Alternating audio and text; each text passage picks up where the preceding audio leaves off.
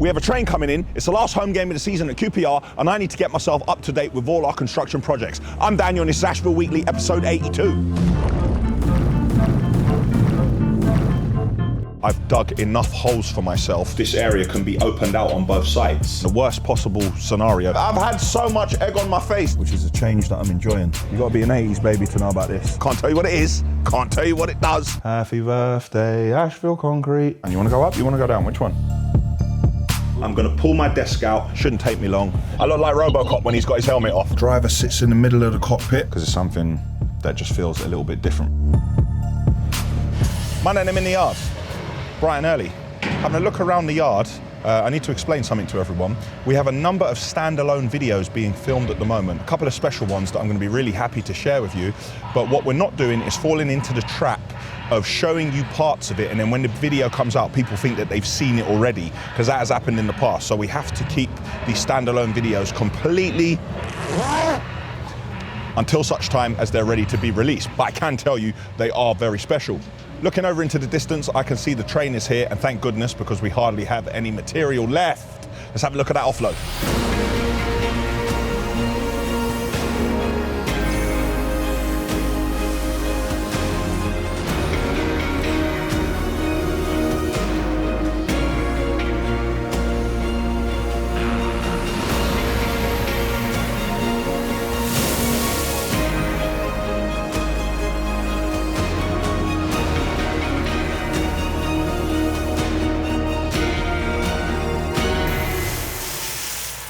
We've got a number of construction projects that are going to be starting very soon, and there's a lot of work what we've looked at, and I've had to respectfully decline on tendering. Not because it's not good work, not because we don't like doing the work or we're not capable. I've come to a point where we can no longer go out pricing jobs and doing work where we don't make money just to have the job listed on our portfolio or to try to complete the job so we can be a member of governing bodies. And while there were points when we did that, and there is a time and a place, I'm not saying we're the biggest or the best construction company there is. Me personally, I believe we are beyond that now. And unless we can price a job and try to make between 7 and 12%, I'm just gonna be honest, like, we are not gonna tender on the job respectfully, not being rude. It's different horses for different courses, and of course there are construction companies out there who might not be busy, or where they are in the growth of their company, they need to do certain jobs because they feel it will help their profile and they need to increase their portfolio. But for me, we're not there at the moment. And a couple of jobs I looked at, I asked how many people were tendering, and they said, yeah, there's 5 other companies tendering. If a job is just to get the cheapest price, it's not something that we're going to quote on. We are not the cheapest. We are not the most expensive. But what I can tell you is that we deliver on time and on budget to a great standard. And it's build work that when the work is done, in 1 year your house don't start falling apart and everything stops working and the company has disappeared. So luckily we are busy at the moment, and even if we weren't busy, it's the sort of work that I just wouldn't be taking, because I think I've dug enough holes for myself that I then need to jump in to dig myself out of, or take a job where we're not making any money, and then we need to take another job where we are making money, and all you do is create a big machine that doesn't make any money on the promise that there are more jobs coming. You know how many times I've heard that? We are better suited to working with either individuals or consultants who are trying to create wonderful properties based on lifestyle choices, and they want a high-end finish. We're not suited to work with developers who want to drive the price down, or people who base everything on price. We're just not suited to do it because of the expertise we have and the time that we take to do a job to get it right. Yeah, but luckily, we're busy enough at the moment. Train's nearly offloaded. Need to leave the yard now to go for a meeting. Shouldn't take me long, and I'll be straight back to the yard. Plenty to do, plenty of meetings to have on content, construction, aggregates, and waste management. But it's not raining yet, but the sky does look grey. So far, a good day.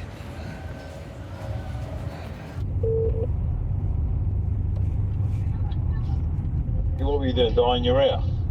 What about dyeing my hair? Hey, listen, mate, I'm always very honest, yeah? I'm losing my hair, but it ain't going great. Both ain't happening. I know you want me to be a silver fox like you, but I'm just losing my hair. My hairline, bless it, it's trying its best. Your fringe starts behind your ears. Yeah, yes, my fringe starts right. I look like RoboCop when he's got his helmet off. That's exactly what it is. What's happening? Oh, great, that was steady enough. They can't complain. Phones ain't ringing. And it's like a doctor's waiting room. No one's talking to anybody and things like that. Apart from that, it's going according to plan. All right, great. So you turned up for work this morning then, yeah? I turned up nice and early and started screaming as soon as I come round the corner. Excellent. You've got Monday off, in you? You've got to have a day off, in you? Well, you do, yeah. QPR's been moved to the Friday night, so... Oh, is it? Yeah, it's been moved to... Can't be they're struggling no more than Tottenham, aren't they? Not doing well, are they? No. Do they win Saturday or they draw? Ooh, we lost 1-0 to Stoke. We lost 1-0, we just Stoke, that's what I thought it was, yeah. Saturday night's the night out there, they've got all the bands going, all the cracks going, so... You can bring your little mate with you and you can do the videoing for you, can't you? Because a load of people want to see you up there, don't they? No, I think reading the comments, mate, they want to see you up there. What I'm going to do, I'm going to start up a management company. I'm going to sign you. I'm going to be your manager. Keep me posted. Today? What we're doing today, usual. Fighting the good fight, mate. Fighting the good fight.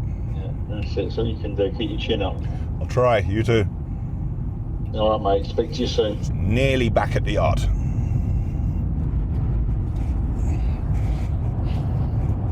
The guy is coming tomorrow, so we'll know tomorrow if there's an other option.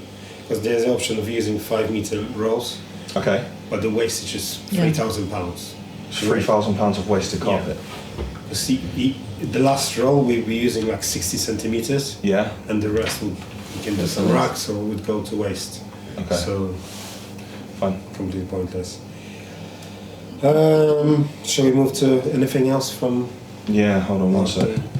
What we're talking to David about is a project that we priced, and the client is taking things out of our scope of works.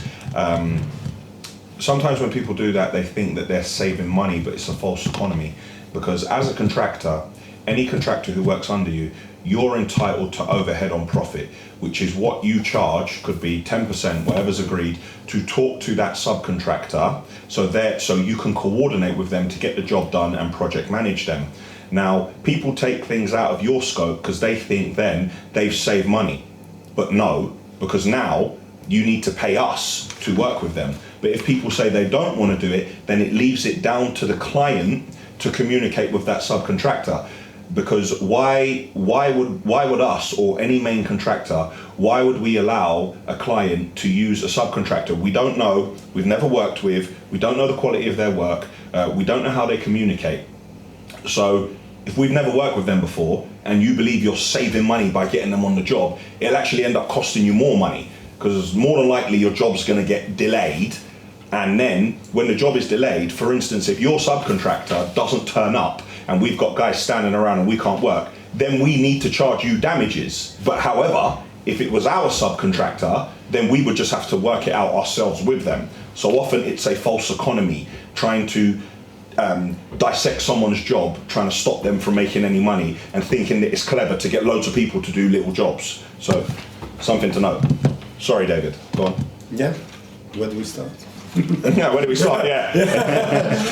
The meeting that I told you about, the meeting is here and it's next Friday. Not this Friday. Not this Friday, next Friday. Good. Yeah. So I was like, you want to have samples of doors and Next Friday. Now I need either samples and pictures, however many PDF brochures you can get, because I can put them up on the screen here. I'm going to pull my desk out, my boardroom table. We're all going to sit around it together. I'm going to put all the samples down. I need you to have an Excel document that shows every single room, number all the walls, the ceiling, the floor in every room, and we're going to go by and we're going to write a finish for each and every wall with color codes and wallpaper names, so we get that done. So room by room, basically. We're going to go through room by room and we're going to have a general conversation about the aesthetics. From my understanding from the job, I think that the client likes earth colours, like limestone and timbers and stuff like that. But at the same time, it's a young man, so he's going to want it to be modern. So I need you to speak to that kitchen company. I need loads of samples of kitchen doors. I need kitchen worktops. Do you want to do anything about bathrooms? I believe at this stage, bathrooms, all we can do is show pictures. Because what are we going to do? Like bring 60 taps in it? The client gave me a Pinterest.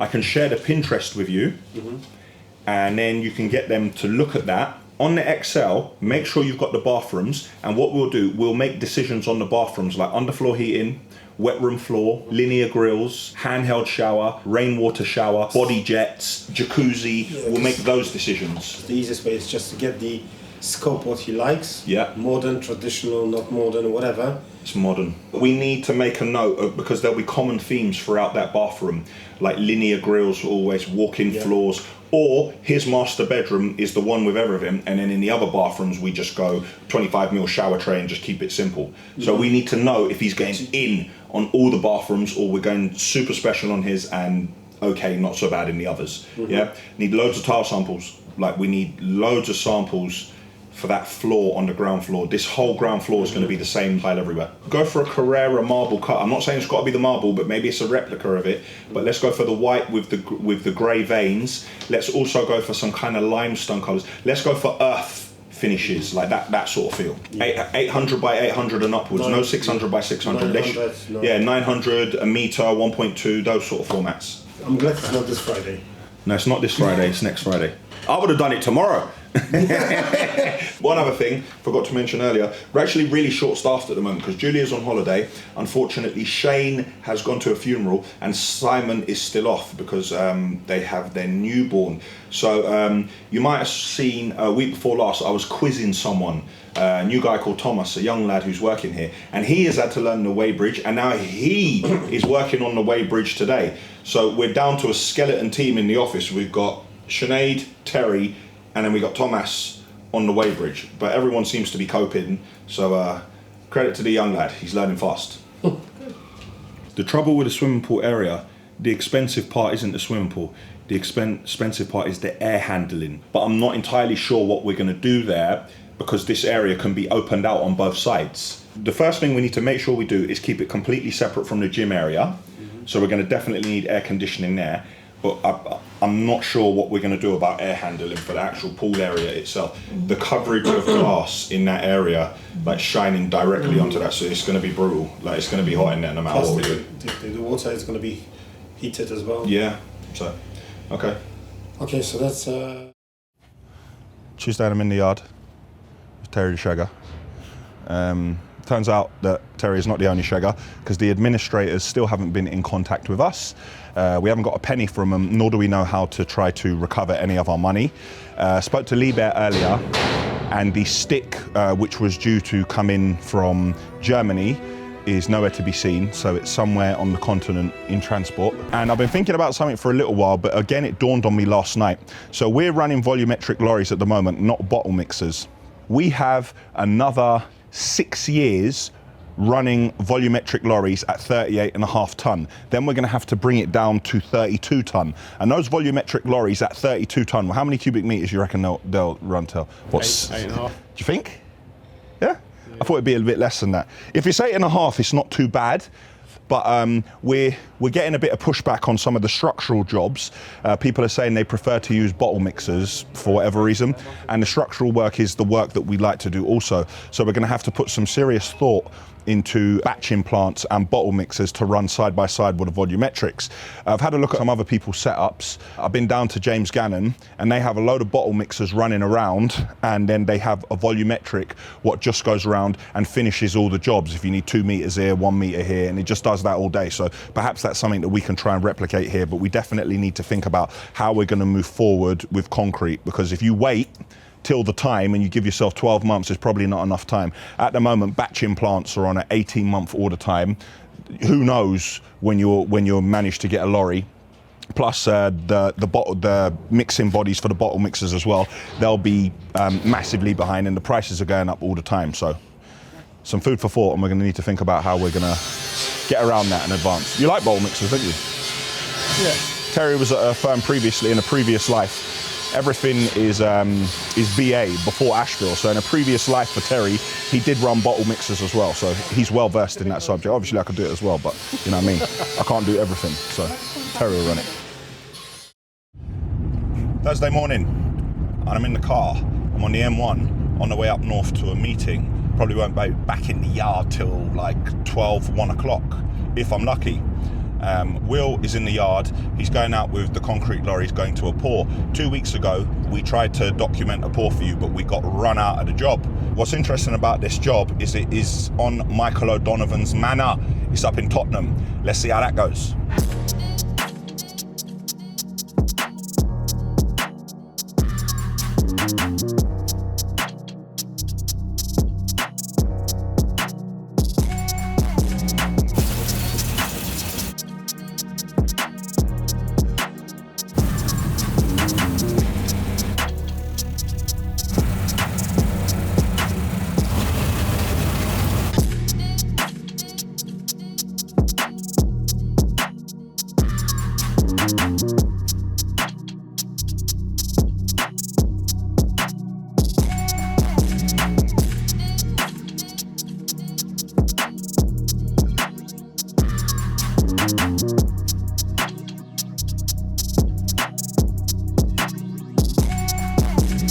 Not only am I back in the yard, Yeah. but Simon has returned. That's it. The new father has returned. How's it going? Yeah, brilliant now. Getting any sleep? A little bit now, yeah, it's tough. It's tough. Yeah? It's tough. Was it good that you were there? You got that for... Yeah, no, brilliant now. Well, How's Lisa? she's good. She's healthy? Up and about? Everyone up All and good? about, all good. How's the princess? She's good, man. She's good? She eating? Yeah, everything. Sleeping? Not during the day. 4 o'clock now is Yeah. the main one, but yeah, mate, we'll get through it. You know? So you're running a tight schedule there, like you are at the yard as well. Yeah? Seriously, it's like, I said to Lisa, I'm going to bed now at 1 o'clock. We're happy to have Simon back, but we're even happier that Simon is now father. Congrats, Si. Cheers, good man. Thank you.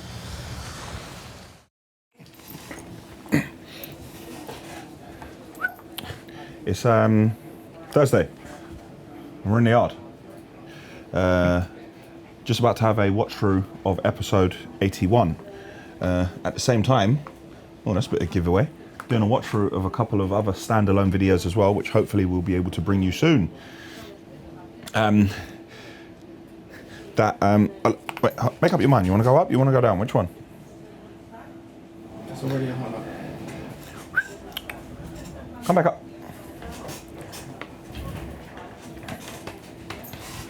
All right. Now I have a perfectly good desk over there with perfectly good screens, perfectly good computer, keyboard, mouse, and I'm deciding to sit on my sofa and work from my phone because it's something that just feels a little bit different for the time being. I have some good news. We started speaking to a company a little while ago about our business rates because I felt our business rates were far too expensive. So the company came out and they surveyed the yard and then negotiated on our behalf. And we have, Terry's here.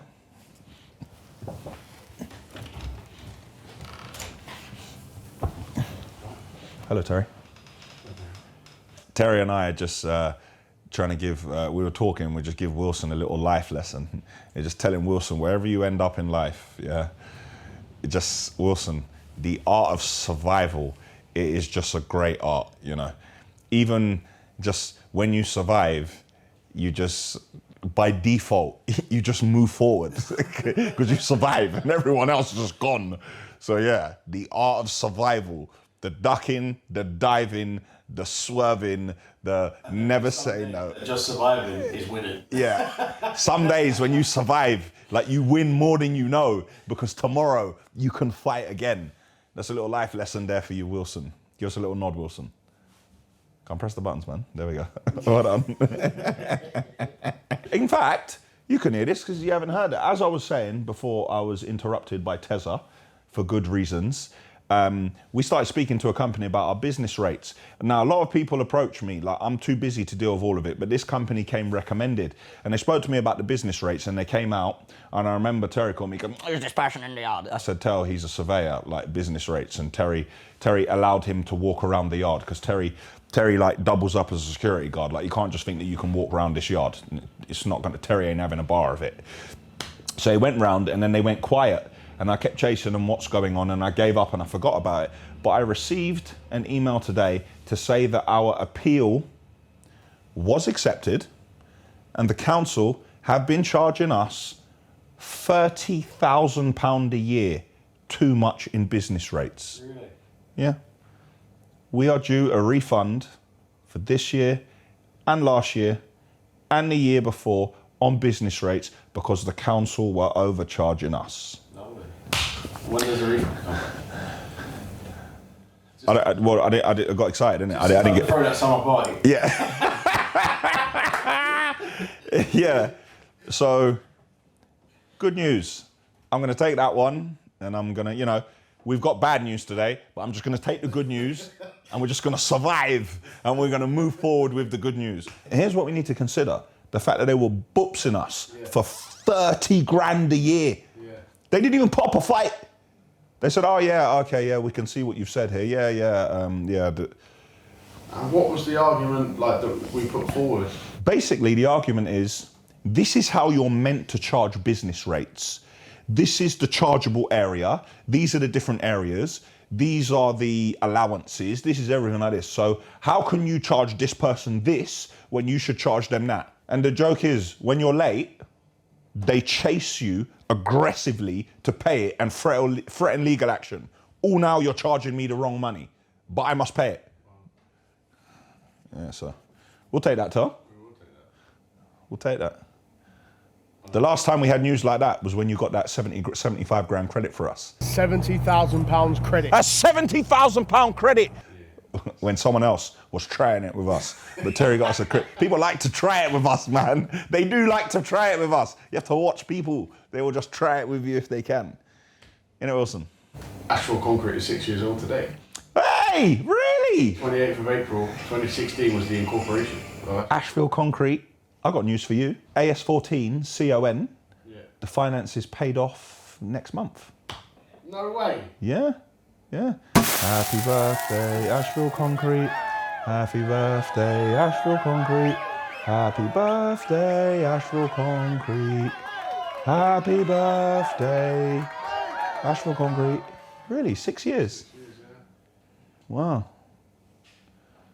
Got any more good news? Like, we're on a roll. You got anything for me? You've cancelled all your holidays? No. No, I asked you for good news. For me, not for you. I'm not really off tomorrow. You're not really, yeah, cool. No, you don't want to do that. Cool. Ashville Concrete, 6 years. Little bit of a refund on the rates. Concrete lorry getting paid off. I think things might be going our way. Oh, now we haven't been saying that until this point. Oh, now the entire day we've just been complaining. Last home game of the season for QPR tomorrow. We've managed to snatch defeat from the jaws of victory, and we're not even in a playoff position. I cannot believe it. We're not even in a playoff position. And I was hyping. I was showing pictures of the league. Automatic promotion. We're going to be second. If we win on Tuesday, boy, it's a deep dish. QPR could be in the Premiership. It won't be the first time around here. We've opened our mouths and got egg on our face. Got egg on our face. I'm used to it. I've had so much egg on my face that I am just immune. I just say stuff, and if I'm wrong, so what? Like, I'm just immune to it now. Like, it don't matter if I get egg on my face. I've had enough egg on my face. Like, so it's all right now. It don't really bother me anymore. That's good. Now you can cut. That's good, because I didn't have anything to say today. That'll do. You believe that, bruv? The reason... No, you can cut. Friday morning, I'm in the yard. We're doing a bit of work around this front passenger side wheel of the Arctic. The tyre blew out, and when it did, it destroyed the surround around it. So we've tried to fix bits and pieces of it with a bit of silicone on there, but there's bits that we have to buy from Scania. Now, we had some here, but Scania sent us the wrong bits. When Terry went back to change it, Scania argued and told him that they were the right bits, but then they admitted that they were the wrong bits. And now Terry's just gone back to Scania to collect so we can try and put this lorry back together. Now with our new accounting system, we can pull data at any point. So I'm going to start creating monthly meetings where I can have all the revenue printed out and shown to me for concrete, muck, aggregate sales, skip sales. I can see everything and see how much revenue we're generating from each. Also within the build firm, I'm going to start to have weekly meetings. So previously I was having monthly meetings, but we have a number of projects which are at the moment about to start but not fully started yet. And the worst possible scenario is that all of them try and start at the same time. So we have some smaller jobs like the KSI YouTube room and the Basement Salvage Cinema, both of which we're documenting. Then we have a season break project with QPR. We need to plan that and start it as soon as the season finishes and ensure that we're finished before the new season starts. We have the other large project where we were drilling the boreholes, where the engineer is nearly finished. We have a meeting with that client next week, going through all the samples so we can put together the pricing. We also have the basement, what I showed you not long ago. We just provided the client with the final updated quotation. Now that is having a gym underneath their front garden. So there's a number of things which are all up in the air and not quite happening. And while we're doing that, I have the boys going around doing very small jobs and doing snagging. So hopefully we can get that out of the way. And then when we start the new projects, we can focus on those. It's Friday evening, cutting through White City Estate, nearly at the ground. Last home game of the season. Gonna answer a question before anyone asks it. Are Ashville on the front of shirt QPR next season? Drum roll. No, we are not. We've just done it for one season with the black kit, and we thought QPR were going up. We thought it was the year, and we thought we would really dig in and invest. We were unlucky this year, we didn't go up, but it was still a great year. The relationship with the club will still carry on. I've kept my box, and next year we will still be on all the training wear. So last game of the season, hopefully next season can be a better season, but it's been a great year, on the pitch at times, but mostly off the pitch. Got Sheffield United, hoping for a good result to close the season on a positive note. How's things? Good? You're right. Tell me, you alright? How's things? Good? My little camera thing. Always recording. You alright? Alright. How's things? How you doing? Fine, thank you. I'm alright, man, I'm alright. What's happening? How you doing, mate? You alright? Good? Hello. Last home game of the season. Lose 3-1 to Sheffield United.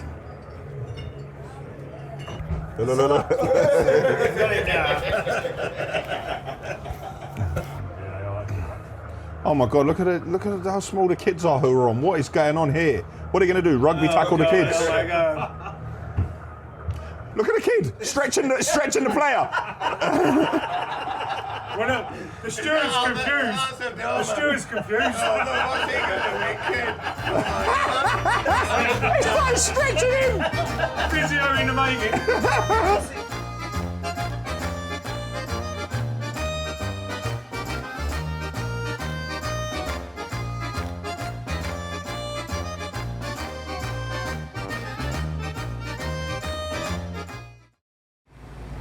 Saturday morning, we're in the yard. We're just running a couple of bins up the road. The work on the Arctic was finished yesterday, so Terry's going to take it round to the other yard and connect it back up to the trailer. Only got one skip lorry out today, but the other skip lorry is busy. Do you know why?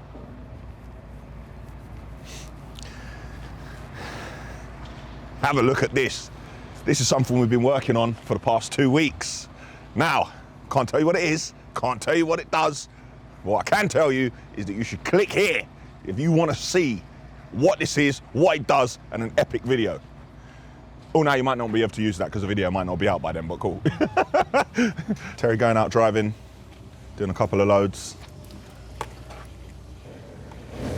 My skills. His skills, yes, his skills. That's exactly what it is, his skills.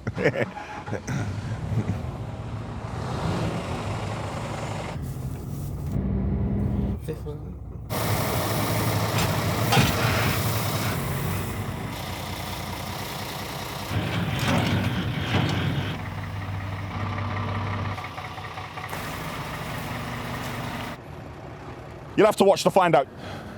And we can keep this for weekly, lifting it on, yeah?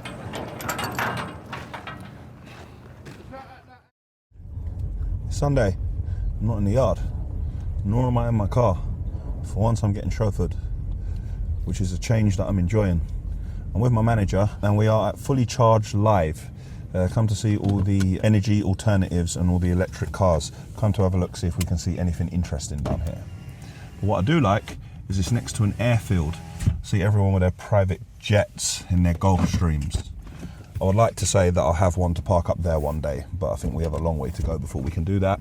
But it also reminds me I need to get back on my flying lessons so I can get my license. I think it's a lot more realistic that I'll buy a smaller plane to fly myself other than having a private jet and having a whole crew waiting around for me the entire time.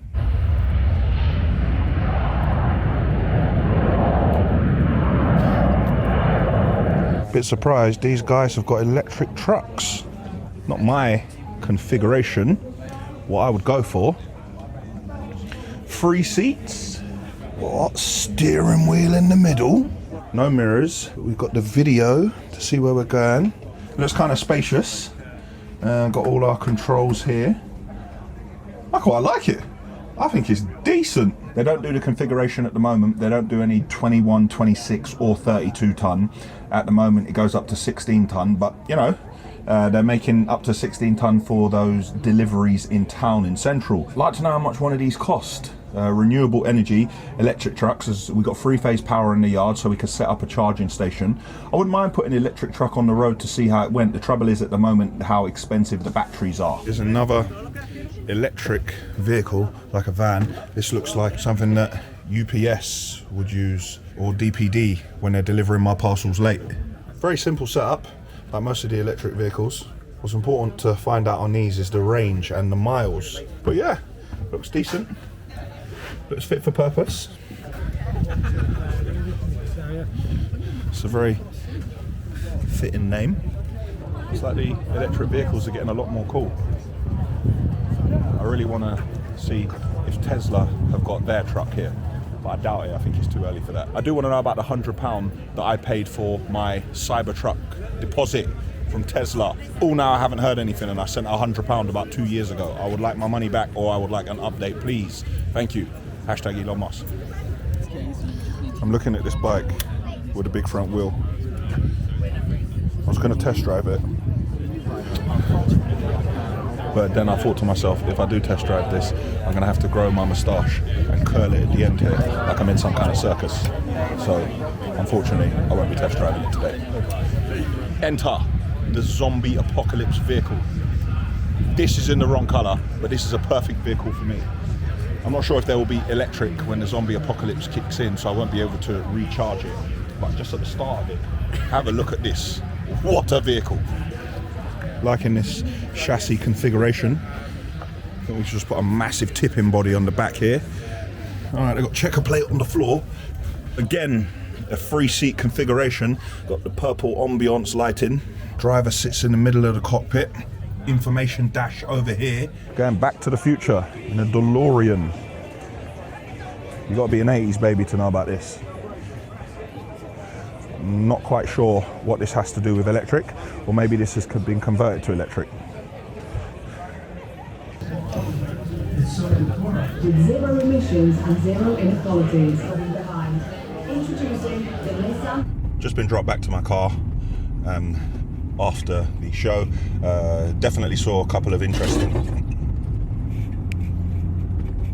I saw a number of interesting vehicles. Renewable energy is definitely something that we all need to focus on if we're going to preserve our planet's limited natural resources.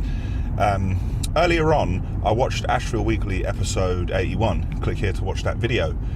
And a couple of times I said I'm doing a watch through of another video.